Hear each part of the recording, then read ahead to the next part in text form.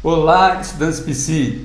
Bom, nessa semana nós faremos a nossa prova do segundo bimestre, a nossa N2, e hoje eu vou conversar um pouquinho sobre o que vai cair na prova, uma breve revisão dos conteúdos que nós falamos em terapia cognitivo-comportamental no segundo bimestre, e são conteúdos que estarão na nossa N2. Vamos junto?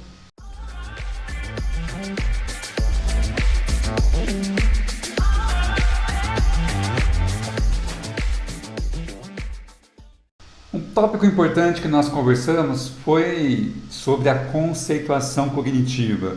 A gente até falou um pouquinho sobre esse processo quando nomeamos, quando entendemos na perspectiva da terapia cognitiva comportamental para crianças e adolescentes, e a conceituação é uma forma de avaliação.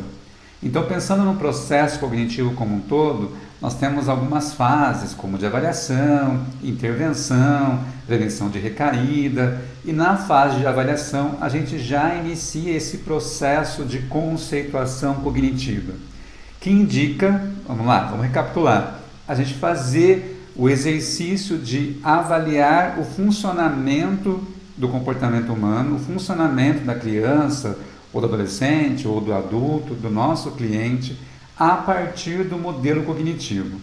E basicamente nós usamos, de modo geral, o modelo cognitivo linear para fazer essa avaliação. E é claro que é importante também a gente estar atento ao modelo cognitivo modal, que vai ampliar essa perspectiva, considerando inclusive essa compreensão dos esquemas, que também vai cair na prova, mas eu vou falar deles daqui a pouco. E nesse processo de avaliação, a gente vai fazer entrevistas, aplicar alguns instrumentos, pode aplicar alguns testes, na perspectiva de identificar as demandas da criança, do adolescente ou do adulto. A partir disso, a gente consegue fazer um levantamento, um diagnóstico, mas lembre-se sempre, o diagnóstico nem sempre indica um transtorno, mas é uma avaliação, um diagnóstico da situação, do contexto, e a partir disso fazer um planejamento das intervenções. Então essa é a proposta da avaliação, a gente conseguir organizar ali o processo por meio de avaliações, entrevistas, escalas, testes, observação, na perspectiva de identificar ali uma demanda, identificar um diagnóstico e fazer um plano de tratamento para esse cliente. Para isso também a gente usa a conceituação cognitiva. Bom, a conceituação ela é muito importante para o processo e no contexto das crianças e adolescentes nós fazemos de um jeito simples, de um jeito que a criança compreenda, que os pais compreendam esse processo, explicando então os momentos, considerando ali o modelo cognitivo, as crenças centrais, intermediárias, pensamentos automáticos, situação, pensamento, comportamento, emoção e reações fisiológicas. Então, aquele diagrama que nós conhecemos, nós usamos também como uma forma de explicar este funcionamento. E é uma forma simples de explicar o nosso comportamento, que são influenciados pelos nossos pensamentos. É sempre importante que esse processo, no caso de crianças e adolescentes, seja feito em parceria com os pais. Nesta perspectiva mesmo, a gente conseguir se aproximar deles e coletar as informações. Quando nós atendemos crianças e adolescentes, as primeiras sessões são com os pais. Naquela perspectiva até que nós conversamos em aula, para a gente avaliar também o estilo parental, qual é a forma desses pais, pai, mãe, orientar os seus filhos, educar os seus filhos. E assim a gente vai então identificando o estilo parental. Nós até conversamos um pouquinho sobre isso naquela aula, em que falamos sobre alguns estilos parentais, como monitoria positiva e monitoria negativa, negligência, abuso, comportamento moral, enfim, nós falamos de alguns estilos e é importante a gente se atentar para esses estilos também. Essa compreensão do estilo, essa perspectiva de um estilo parental é influenciado também pelas crenças que os pais têm. Por isso a conceituação vai ser importante, porque a gente também consegue usar este modelo, né, de uma conceituação para explicar o funcionamento de uma família, identificando também as crenças que os pais têm. E olha só, né, muitas vezes essas crenças são divergentes. Às vezes as mães, né, a mãe tem ali uma perspectiva, uma ideia, uma crença sobre o filho. Às vezes o pai tem uma perspectiva, uma ideia, uma crença sobre como educar os filhos, e nem sempre elas são convergentes. E isso dificulta muito o processo de educar os filhos, já que os pais também têm visões distintas sobre esse processo. Mas, de todo modo, é importante que a gente identifique essas crenças e consiga usar este conteúdo também nos processos de orientação aos pais. Em termos de intervenção, nós vimos, né, a possibilidade de levar leituras, algumas atividades. Bom, alguém falou aqui no meu ponto que no próximo semestre nós temos a disciplina de terapia na infância e na adolescência. A gente já poder estudar um pouquinho melhor as intervenções, mas é importante a gente já indicar algumas possibilidades, como a psicoeducação, o treino de assertividade, o treino de empatia, de habilidades sociais. São estratégias que nós podemos usar com as crianças a partir de brincadeiras, de jogos, de atividades. Nós falamos ali nessa perspectiva das crenças que os pais têm, né, sobre as crianças, sobre educar, né, sobre educação. E é claro que essas crenças são organizadas também a partir das experiências que esses pais tiveram na sua educação, né, com os seus pais. E isso também vai organizando, essa experiência que os pais tiveram com as suas famílias, vai organizando, construindo também os esquemas desses pais.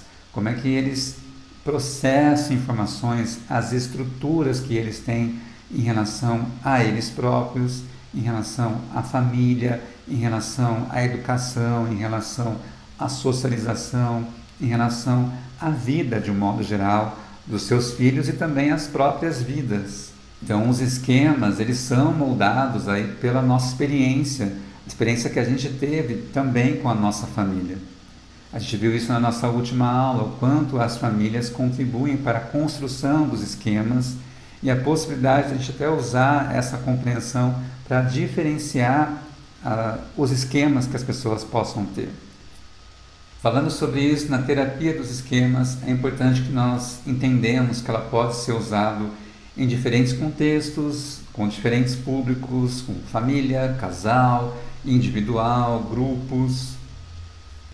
É uma terapia que está associada à TCC, nessa perspectiva de também entender o modelo cognitivo, usar o modelo cognitivo para a compreensão de comportamento e ampliar essa perspectiva. Mas em termos de intervenção também é uma intervenção diretiva. Parte da construção dos nossos esquemas está nas nossas necessidades não atendidas, especialmente as necessidades na infância e na adolescência. E de algum modo a gente vai tentando trabalhar nessa perspectiva de atender a essas necessidades, atender a esses esquemas. Nós falamos anteriormente que este modelo modal engloba a perspectiva dos esquemas e amplia a visão da TCC, e ela é utilizada principalmente para os transtornos de personalidade, mas não são exclusivos dos transtornos de personalidade. Nós podemos usar a terapia do esquema para outros transtornos para além da personalidade. Mas é principalmente por conta da própria estrutura. Pensa, na personalidade tem a ver com a estrutura do nosso comportamento. E a partir disso a gente vai então questionando, revisando, revisitando os esquemas e buscando ali uma perspectiva mais funcional, mais saudável. Uma das estratégias que nós usamos para a terapia dos esquemas, exatamente para trabalhar essa questão das necessidades emocionais não atendidas, são as técnicas vivenciais, como por exemplo a técnica da cadeira vazia, ou o roleplay também é uma estratégia vivencial. Mas, apesar de a gente usar essa estratégia vivencial, isso não exclui as estratégias comportamentais, as estratégias cognitivas. Nessa perspectiva, a gente vai, a partir das estratégias vivenciais, trazer um aspecto que está no nível cognitivo para o nível emocional, nessa perspectiva mesmo de reconhecer as emoções que a gente sentiu, que o paciente sentiu. Nós falamos também sobre os transtornos de ansiedade e algumas estratégias, alguns manejos de atendimento nos transtornos de ansiedade, que também vão incluir estratégias cognitivas e estratégias comportamentais.